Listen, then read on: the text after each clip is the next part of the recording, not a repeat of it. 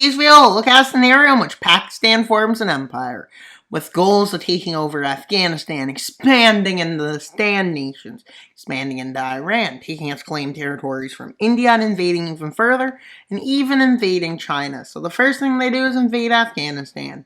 And we're throwing realism out the door right now with getting rid of NATO and the UN. You know what else we're getting rid of? Well, the realism that, well, Afghanistan is undefeatable. Well, the Muggles could do it, but you know who couldn't? Russia couldn't. Britain couldn't. And America couldn't. But don't worry, Pakistan can. Because Pakistan is great, I guess. Maybe not as great as, let's say, Switzerland, or Iceland, or like Singapore, but they're still pretty awesome. And well, they invade it. And they do better than America could. And somehow there's no guerrilla warfare happening and no, like, unorganized armed forces. But guess what? Pakistan annexes it. I'm sure they're not going to revolt on them. Well, they probably are right now. We don't need to show that. We can just show Pakistan as a strong, awesome nation. Well, Afghanistan is brought under Pakistani control. No, Pakistani. Yeah, I don't know what the short way of saying it is. Pakistani. Yeah, that's it. And well, their hard target is done as they appease them. You know what they do? They just give them money. Every time they want to revolt, just give them money. They want to revolt? Give them money. Give them money. Give them money. Give them money, money, money. Give them money, money, money. That's what their goal has become.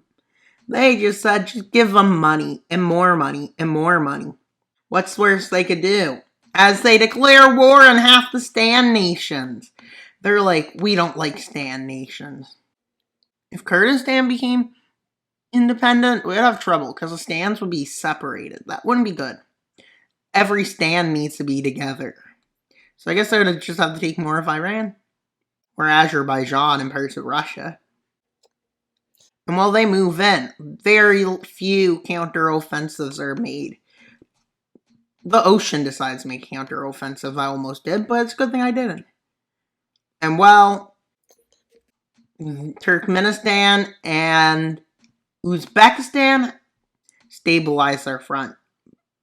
Except they forget about this front, which got cut off early, and these two nations are too weak to do anything about the 11th strongest nation.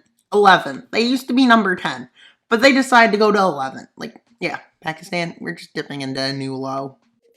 Now, this year, I wonder, will Poland be stronger, or will Germany? Because it keeps switching. 1 minute, Poland stronger. 1 minute, Germany stronger. Depends on the year. I guess we'll know. And, well, they move in. And, well, they do pretty well. As they annex all of this land. Not all of it, but most of it. So let's see the peace treaty. Not Kyrgyzstan. Yeah, Kyrgyzstan and Tajikistan. And while they annex parts of Uzbekistan and parts of, well, Turkmenistan. And at this point, India realizes it's now or never. Before Pakistan eclipses them in power, they declare war. And they push into Kashmir. They push in the center of the country. They push in the south towards Karachi. They manage to take Karachi, but the country is still fighting back. And unstoppable still. Pakistan launches a counter-offensive in the south, kicking India right to the doors of Karachi. And pushing them back, splitting them into 3 different fronts. But India manages to make a counter-offensive near Karachi, 1 in the center, and 1 over here. But slowly, they're getting kicked out, as they're slowly losing control over the southern area and Kashmir, with Pakistan struggling to kick them out of Karachi. But don't worry, they make another counter-offensive up here. But they're struggling now. They're starting to get pushed back.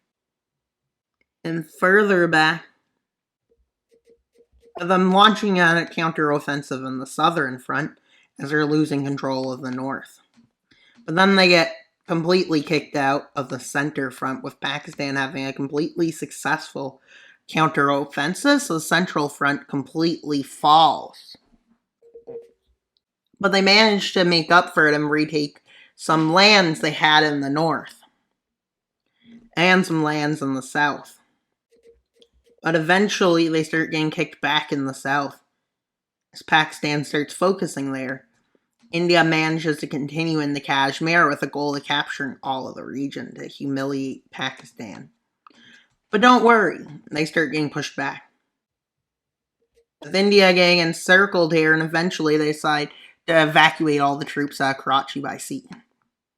And most of them make it. And they even get to the border here, with Pakistan deciding to go into Kashmir from a different spot. They find a weak front over here, but the strength is like the front line is there. With India completely withdrawing from Pakistan and moving back. And well, India's in trouble. Pakistan starts an offensive in the south, and India is failing to launch counter-offensives. And as they start failing, they manage to move into Delhi, and they manage to take the city. There's a lot of other cities they're starting to take, I would assume, because there's lots of people in this area.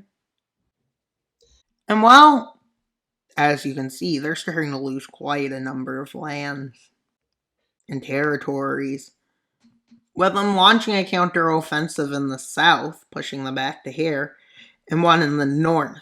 After this doesn't give them enough and yields very little, as they get kicked back all over the front, they decide it's a good time to have peace talks with Pakistan. And well, let's see.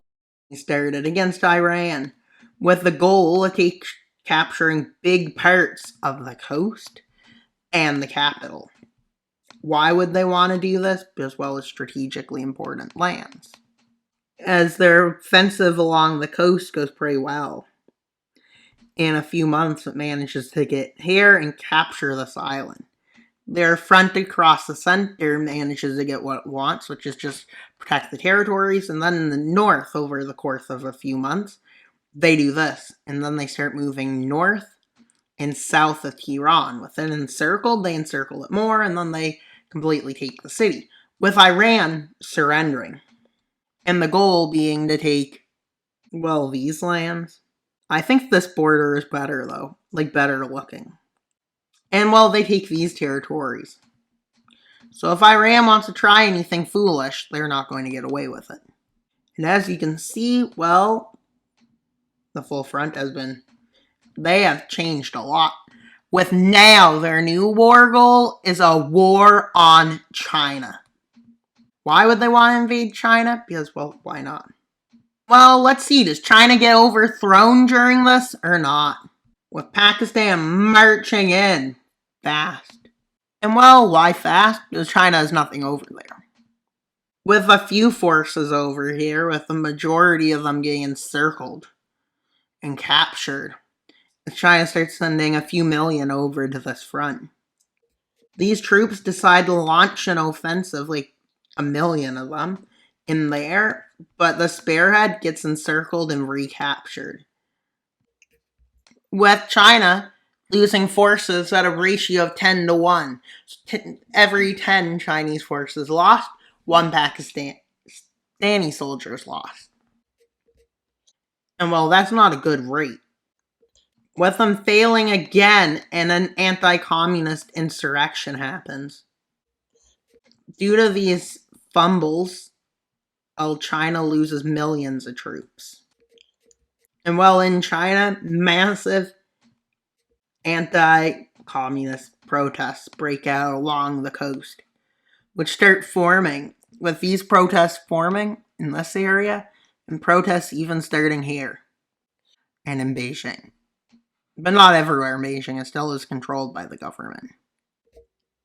With these insurrectionists moving in and actually taking Beijing, with people across the country rising up with them. Eventually, China gives in to them. After the People's Republic of China starts losing lands, and they basically have lost all of Tibet, while they've lost all of the coastline to revolts, and their military over here turns around against the government and launches a counteroffensive. Eventually, all the troops on this front line start launching a mutiny, along with a pro-Chinese group of people who are revolting. And while Pakistan decides to sign an armistice with this group because they agree to peace with them. With the coastline, with that all being left of what communist China is after the coup d'etat managed to overthrow the country, a few days later completely falls to a new democratic order. Let's see how the peace treaty goes. And while they annex a big chunk of land in China, the first ever probably. And well, it's probably not going to last long because of the big population. Democracies tend to not be as strong. And China has had multiple authoritarian regimes in the past. But as you can see, this is the Pakistan Empire. It's mighty. I guess it's probably starting to build a navy. Then it can be like Britain and be like Pakistania rules the waves. And that's all for today's video. Please like, subscribe, and comment. Wild Mapper out, but not until you subscribe. Bye, guys!